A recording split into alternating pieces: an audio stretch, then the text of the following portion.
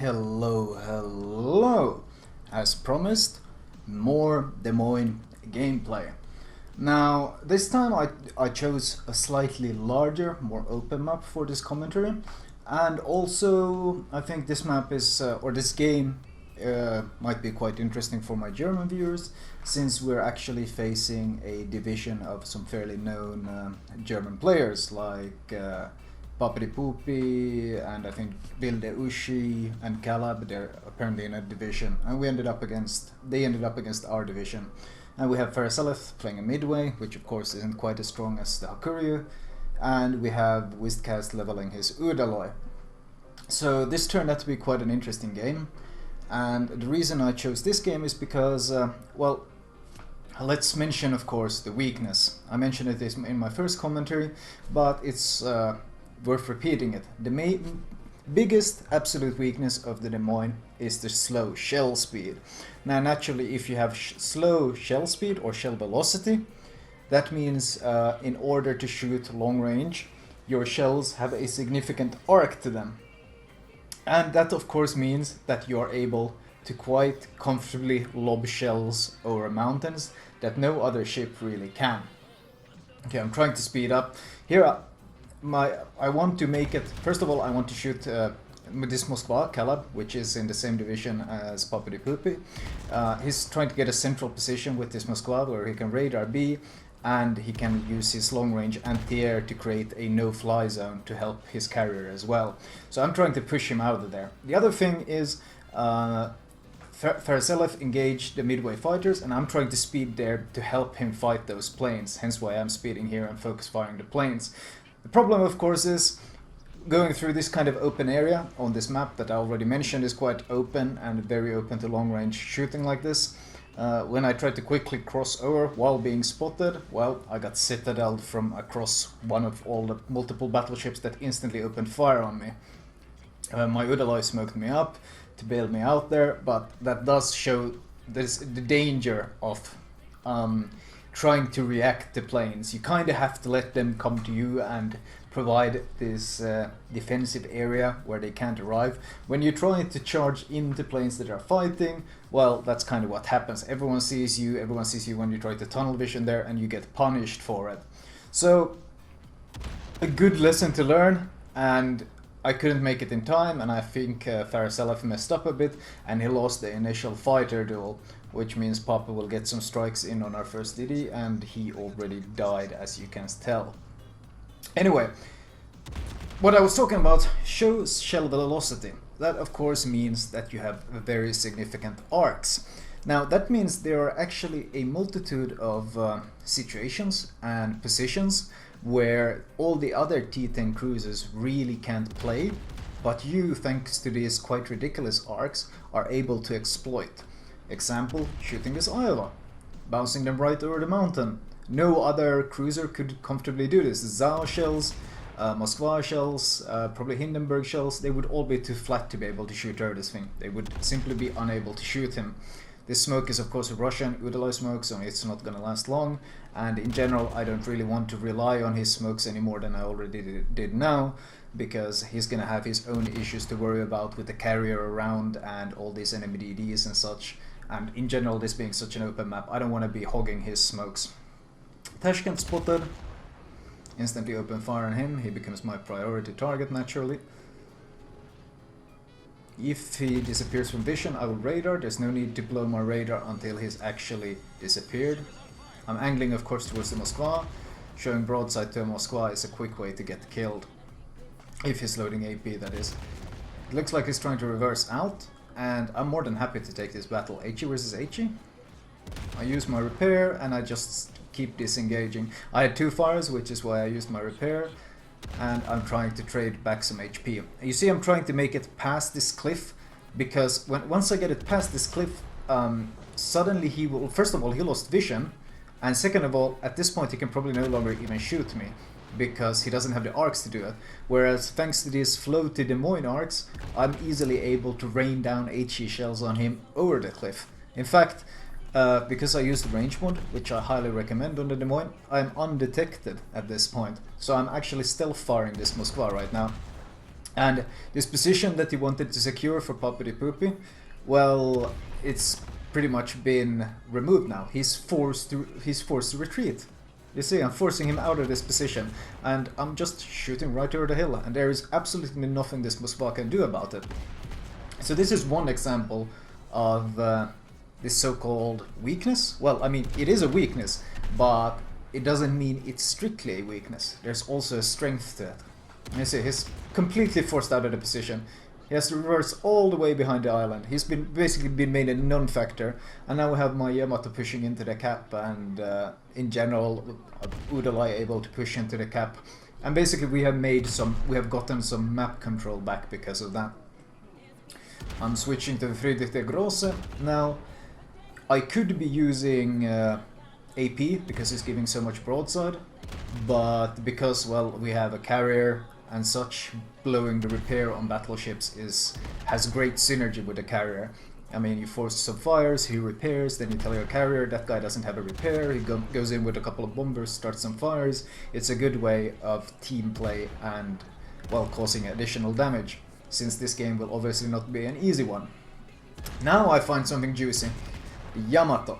I am spotted, you see, but what do you think can actually shoot at me?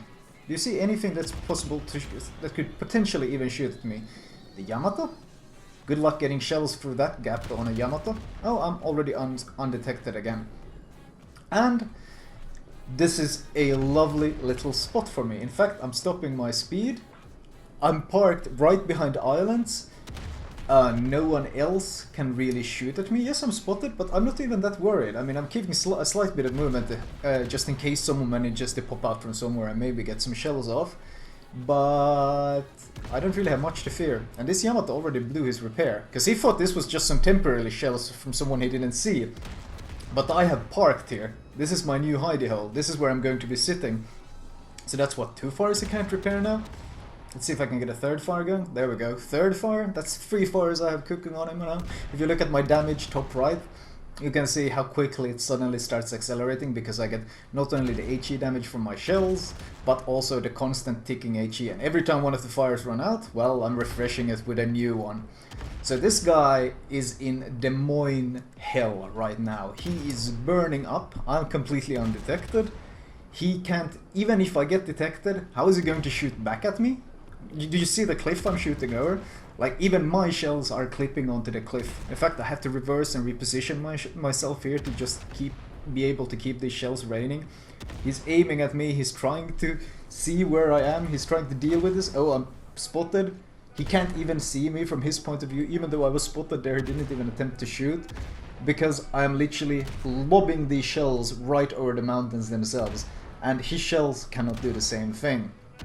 So suddenly you realize why I've called this vid turning your weakness into a strength, because this is literally the slow shell speed, the horrible arcs. I'm playing this like a T10 Atlanta, but instead of being short range and having weak shells, these shells do massive damage, have a high fire chance, and are literally able to burn down T10 battleships. Suddenly, the game shifts significantly. The Moskva was forced out of position, which opened up the ENC. The Yamato went down, and now Poppity Poopy, their carrier, is being not only harassed by Versailles, our midway, but also the ships that managed to push through sea. And he goes down. So now this game quickly starts collapsing for them. I got 100k damage. Not that much, but considering the fairly bad start, I'll take it. Now the Moskva pushes up. I got about 8k, I think, HP advantage on him. But honestly, it didn't matter if it was the other way around, or even if he had a 10k HP advantage on me. You see, what he's doing right now, you see I'm stopping my ship, I'm going full stop here, and I'm about to start reversing. Because what he's doing right now is he's taking a DPS fight with me. And if there's the one thing that Des Moines is insanely good at, it's DPS. It's the king of DPS, aka DPM, damage per minute as well. And I started straight away from HE. I never even bothered with AP. I didn't want to go for some unreliable possible plunging AP shells. Yes, I could potentially get them, but I didn't even want to rely on it. So I'm sticking to HE because I know I will cook him to death, and there's nothing he can do. He has no way of beating me. In a straight up DPM fight between a Moskva and a Des Moines, the Des Moines absolutely shits on the Moskva. It's not even a close battle. I have zero worries here. You notice that I'm straight up reversing, because if I get close to him, there's the potential that he could use AP to cripple my turrets. But from this range, good luck getting any good, consistent AP hits on me. No, if he wants to angle against me, that's okay. I'll just take this DPM fight. You see, I'm still full reverse. He's trying to push up, but I'm reversing just as quickly as he's pushing up. He realizes finally that he literally cannot escape me. He starts reversing, I start pushing up. I'm fine maintaining this constant distance. If he tries to turn out, I will instantly switch to AP and I will Citadel him. So, how much damage did he actually do to me there? I don't know, maybe 7k? 6k, 7k? That's about it. And I burned him. He had zero chance. It was just cooking him to a crisp. I said I had about 100k before he popped up. Now I have about 140k, so I guess he used his heal as well during that fight. But he lost those 40k, and I'm still pretty much just as healthy when the fight started. In a straight up fight like that, Des Moines is disgustingly strong. Disgustingly strong. It's absolute. That's that mid to close range where you can consistently hit shells, consistently land shells, and it comes down to who got more firepower. And the Des Moines with the auto-loading guns is the king of firepower. Now this Bismarck tried to take some pot shots at me. I built up some speed before I shot at him, because you don't want to be taking a fight with a battleship when you're standing still. Well, when you're angled it's kind, or if you're rushing it, that's another thing. But at this range, nah. You notice, by the way, that he's quite far away, but because it's a battleship I still don't have any issues landing shells and setting him on fire. Now Mogami from the Asset clan, which is a Finnish clan, he wants to pick a fight with me. Bad move. Never, never. First of all, he's way too close. He's within 10 kilometers of a Des Moines. That means picking a fight with me, yeah, it's gonna be a very, very short story. And when I mean short story, I mean very short story. That was what, first volley? Oh, I got no citadels on the second volley. That's actually surprising. And, well, he's starting to realize his problem now and he's panic turning away. But I broke his engine with the next volley. And this is... you see I'm bouncing his AP because I'm angled. I broke his engine again. I think he repaired it in between. I don't know. It doesn't matter. He's dead regardless. Oh! No, he angled away from my AP. No, is someone else gonna take my kill? I think I'll be able to secure it there. There we go. Anyway, against other cruisers in situations like that, it's so unfair. Like, their chances of doing anything to you are practically zero. You just roll over them. You switch to, if they don't angle, you use AP and you absolutely melt them. If they start angling, well, you can use AP to do pretty consistent damage, but you can just switch to HE and melt them. If they try to angle and use a couple turrets, once again, the same thing happens as happened between me and that Moskva there. It becomes a DPM fight, and as I've said, in straight up DPM fights, there is only one true king, and that is the Des Moines. Of course, if a Minotaur is facing you, well, you just angle towards it, and once again, it becomes a straight up DPM fight, and while the Minotaur technically has more DPM, he can't pen you and do any damage while you're angled, whereas you can absolutely wreck him. So, pretty much any cruiser you're nose to nose against, any other cruiser in the game, if you're in the Des Moines and you have a fight like that, you're going to win, unless you hit torpedoes or you get flanked or whatever. But in straight up encounters, you are the king. Oh, the Zipper is pushing up. I like that. I like that very much. Because once again, close range, there is no ship I would rather be than this ship right here. And that's a Citadel, and that's his end.